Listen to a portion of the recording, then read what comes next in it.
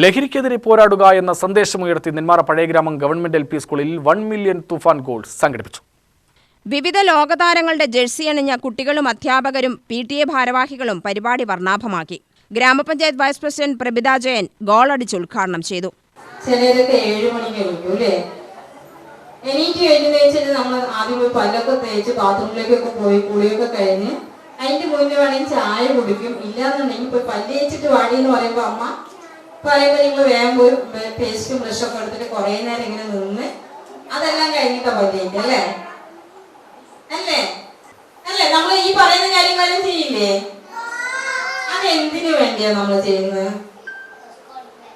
സ്കൂളിലേക്ക് വരാം അല്ലേ?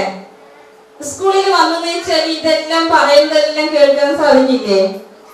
ടീച്ചർ പറയുന്നതൊക്കെ പഠിക്കാൻ സാധിക്കില്ലേ? അപ്പൊ നമുക്ക് എന്താ കിട്ടുക? നല്ല അറിവ് കിട്ടൂല്ലേ?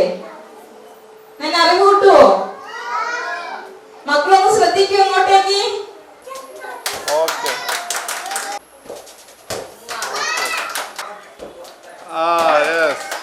PTA പ്രസിഡന്റ് തൗഫീഖ് അധ്യക്ഷനായി. പ്രധാനാധ്യാപിക PS ജയലക്ഷ്മി സ്വാഗതവും TM മനോജ് നന്ദിയും പറഞ്ഞു. UTV news Palakkad.